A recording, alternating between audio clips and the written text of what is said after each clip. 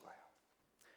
뒤에 11장에 베드로가 예루살렘 교회에 가서 이 사실을 보고하자 어떤 신자들은 할례받지 않은 이방인의 집에 들어갔음을 비난받았어요.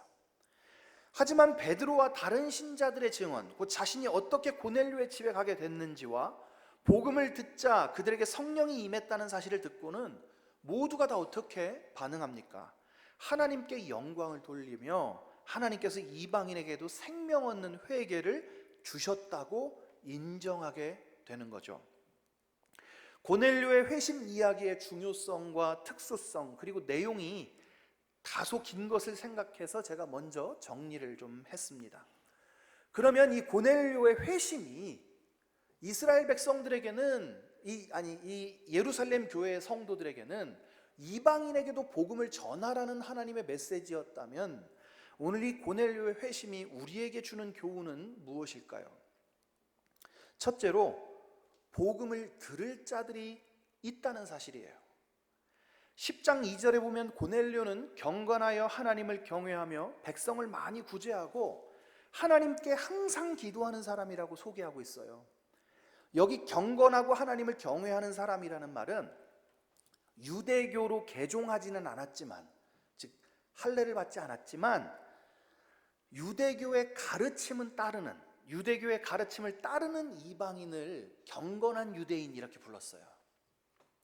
즉 할례는 받지 않았지만 유대교의 가르침에 깊은 호감을 갖고 여호와 하나님을 섬기는 사람이라는 뜻이에요.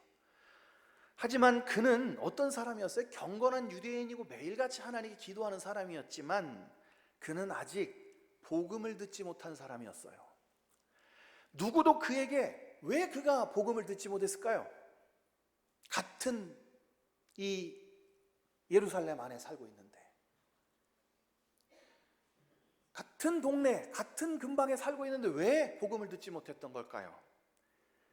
누구도 그에게 복음을 전해주는 사람이 없었기 때문이죠. 베드로조차도 이방인 백부장의 집에 가기를 꺼려했고, 베드로가 이방인의 집에 들어갔다는 사실만으로도 예루살렘 교회의 형제들은 그를 공개적으로 정죄하고 비난했어요. 이때 일이 트라우마가 됐었는지 갈라디아 교회에 이 베드로가 방문했을 때도 유대인들이 베드로가 이방인들과 같이 있다가 유대인들이 들어오자 도망칩니다. 욕먹을까 봐. 그래서 바울이 베드로를 비난하죠. 너의 그 태도가 매우 잘못됐다고 비난해요. 어찌되었건 교회가 이방인에게 복음을 전할 생각을 하지 않고 있었다는 것을 뜻해요. 이방인을 만날 수가 있어야죠. 만나는 것 자체가 터부시되고 정죄받는 일이었다는 사실은, 사람들로부터 비난받을 만한 일이었다는 것은 이방인들에게 아예 복음 전할 생각이 없었다는 뜻입니다. 그것을 이상하게 생각하지도 않았고 당연하게 생각했다는 뜻이에요. 아마도 당시의 성도들은 땅끝까지 흩어진 유대인들에게 하나님께서 환난을 통하여서 흩어버린 그 성도들과 교회들에게 목적이 있어서 흩으셨다는 사실을 생각하지 못했던 것 같아요. 유대인들에게 복음을 끝까지 그들은 유대인에게 복음을 전해야 한다는 생각을 했을지도 몰라요. 왜냐하면 유대인들이 당시에 디아스포라, 흩어진 이 유대인들이 많이 있었거든요. 바벨론의 포로로 잡혀가고 아수르에게 끌려가고 해가지고 여러 유럽의 전 지역에, 소아시아 전 지역에 흩어져서 살았기 때문에 그 유대인들에게 복음 전하기도 버거웠단 말이에요. 그래서 복음을 전한다는 것 자체를 굉장히 협소하게 생각해야만 했었어요. 성령을 받은 성도들이지만 오랜 관습과 편견에 사로잡혀 있었습니다. 하지만 성령님은 하나님의 예정에 따라 구원을 받을 자들을 찾으시고 그들이 복음을 들을 수 있도록 역사하십니다. 빌립을 이끌어 에디오피아 관리를 만나게 하신 것처럼 베드로를 만날 수 없는 사람을 만나 복음을 듣게 하시는 것이에요. 베드로와 유대인 신자들에게는 그는 도무지 복음을 들을 자격도 없고 들어도 받아들일 수 없는 사람에 불과했어요. 헛수고라고 생각했을 거란 말입니다. 그에게 복음을 전하는 것은 얼토당토하는 일이라고 생각했단 말이에요. 하지만 실제로는 어땠습니까? 고넬료보다 더 준비된 사람이 없었어요. 말씀 듣기에 준비된 사람이 없었어요. 33절에 이렇게 말씀합니다. 내가 곧 당신에게 사람을 보내었는데 오셨으니 잘하였나이다. 이제 우리는 주께서 당신에게 명하신 모든 것을 듣고자 하여 다 하나님 앞에 있나이다. 고넬료는 자기 가족과 동료들 중에 이 복음을 들어야 할 사람들을 설득해서 데리고 왔어요. 복음을 듣기도 전에, 성령 받기도 전에 전도부터 했어요, 이 사람이. 그리고 베드로 앞에 앉아 자신이 하나님 앞에 앉아 있다라고 말합니다. 하나님의 말씀을 들을 준비가 아주 간절하게 되어 있었다는 뜻이죠. 어떤 말씀이든 들려만 달라 하는 겁니다. 그의 태도가 얼마나 진지하고 얼마나 간절했는지 사도는 내가 참으로 하나님은 사람의 외모를 보지 아니하시고 각 나라 중 하나님을 경외하며 의를 행하는 사람은 다 받으시는 줄을 깨달았노라고 해요. 편견이 깨진 겁니다. 이 사람은 구원을 받을 수 없을 것이라고 생각하는 편견, 이 사람들에게는 복음을 전할 필요가 없다는 편견이 깨졌어요. 그리고 하나님이 자기를 왜 여기로 보냈는지를 알게 되었어요. 복음을 들을 자들이 있어요. 우리가 생각하는 것보다 가까이 있어요. 복음을 들을 준비된 사람이 있어요. 하나님께서 그 마음을 옥토같이 준비시킨 사람들이 있습니다. 그들은 이미 마음이 열려 있어요. 거룩하신 하나님을 경외하며 복음 듣기를 사모하는 이들이 있습니다. 우리가 오래된 관습과 경험과 우리의 호불호로 지레짐작해서 판단하기 때문에 그들을 만나지 못하는 것이에요. 전도는 내가 하는 것 같지만 어때요? 하나님이 다 하십니다. 성령께서 나를 감동하시고 대상자를 감동하셔서 만날 수 없는 사람도 만나게 하셔요. 대상자의 마음을 열어 말씀을 사모하게 하셔요. 나에게 무엇을 말하여 전할지를 알게 하십니다. 성령께서 하십니다. 복음을 들을 자들이 준비되어 있음을 믿으시고 복음을 전할 자들을 만날 준비를 하시는 거예요. 복음을 듣기를 갈망하는 자들을 만나 복음을 전할 준비를 하십시오, 여러분. 어느 날 하나님이 여러분을 복음을 들어야 할 사람들 앞에 데려다 놓거나 복음을 들어야 할 사람을 여러분 앞에 데려다 놓을 것입니다. 그때 여러분은 복음을 말할 수 있습니까? 복음을 말할 수 있어야 돼요.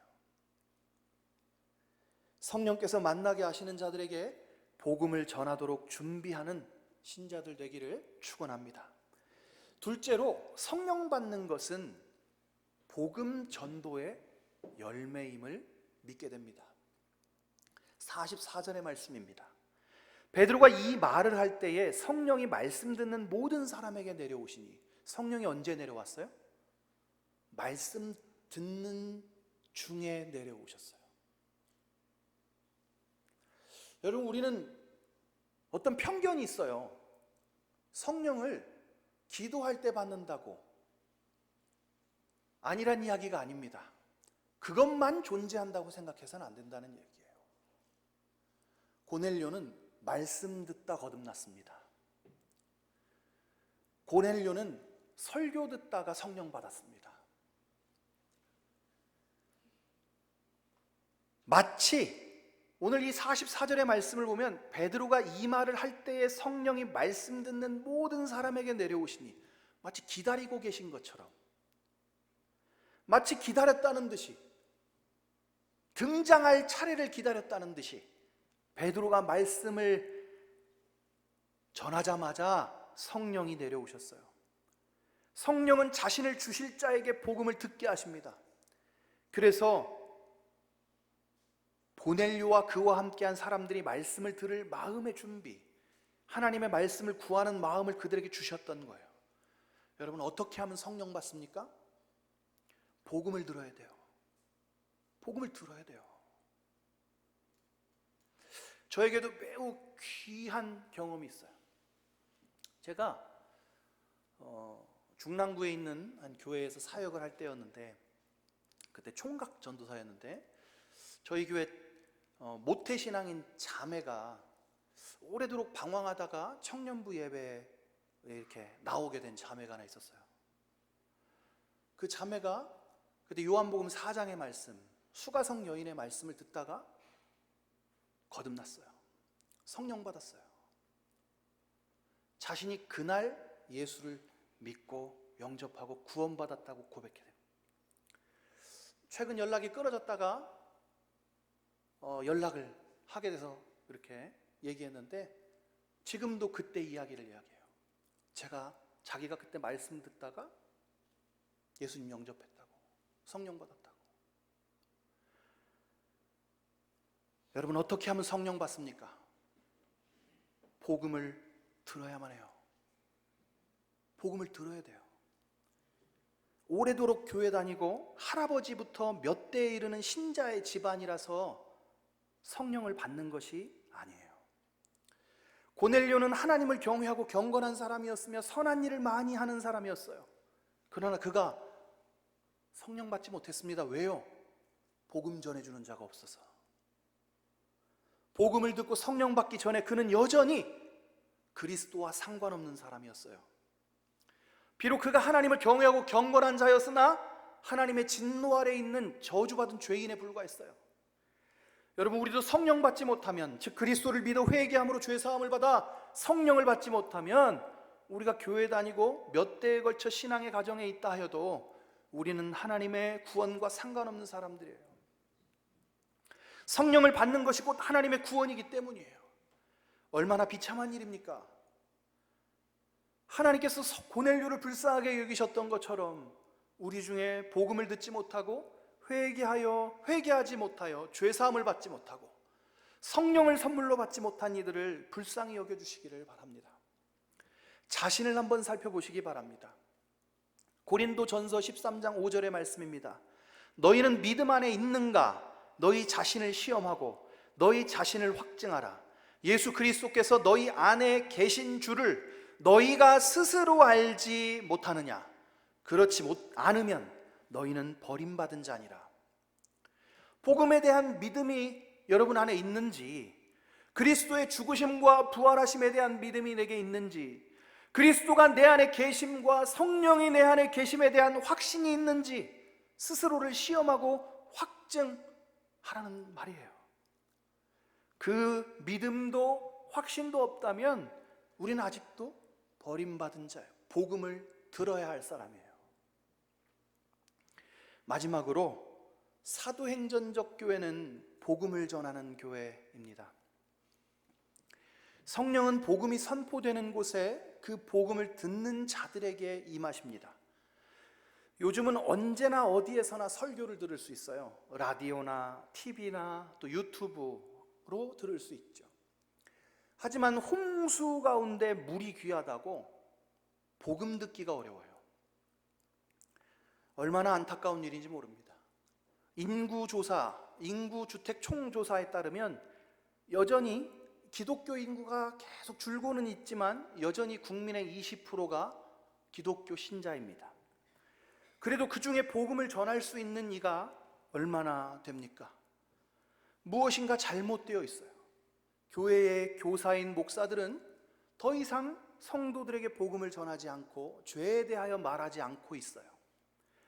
전도는 은사를 받은 자들이 해야 한다는 게으르고 교만한 핑계로 무장하고 성령을 근심케 하는 성도들이 교회에 가득해요. 사도 바울은 복음에 대해서 이렇게 말합니다. 로마서 1장 16절의 말씀입니다. 내가 복음을 부끄러워하지 아니하노니 이 복음은 모든 믿는 자에게 구원을 주시는 하나님의 능력이 됨이라. 먼저는 유대인에게요, 그리고 헬라인에게로다. 복음은 모든 믿는 자에게 구원을 주시는 하나님의 능력이라고 했습니다. 하나님께서 구원하지 못할 사람은 없어요. 그러므로 어떤 죄인이라도 하나님의 사랑을 깨닫게 하고 죄인 된 자의 비참함을 알게 하며 그리스도를 구주로 붙잡게 하는 능력이 복음 가운데 있는 겁니다. 성령을 받은 사도들과 성도들이 입으로 해야 할 일이 바로 성령의 입이 되어 복음을 전하는 것이에요. 고넬료의 회심 사건으로 하나님의 뜻이 명확해졌습니다. 복음이 제자들을 통해 유대를 넘어 세계 끝까지 전파되는 것, 그것이 고넬료 회심 사건의 의미입니다. 8장에서 빌립이 사마리아에서 복음 전하고 9장에서 이방인의 사도 바울이 회심합니다. 그리고 10장에서 최초의 공식적 이방인 회심자인 고넬료가 성령을 세례로 받아요. 여러분, 이 이야기가 그냥 우연 같으십니까? 잘 보세요. 8장에서 빌립이 사마리아에 복음 전하죠. 그 다음에 박해가 일어나요. 바울의 박해가 있어요. 그리고 바울이 회심해요. 바울의 전도를 통해 회심한 사람이 안 나와요. 왜 그럴까요? 바울의 복음을 전함을 통해 믿었다는 사람이 나오면 안 믿을 거거든요. 사람들이 예루살렘 교회에서도 인정하지 못했을 거예요. 바울 자체도 인정받지를 못하고 있을 때니까요. 베드로를 통해, 수사도 베드로를 통해서 고넬료 회심 사건을 통해 이방인도 성령 받는다는 사실을 명심하게 하고, 이제 복음 전도의 방향을 이방인 전도들에게 이끌어 가시는 성령의 일하심이라는 거예요.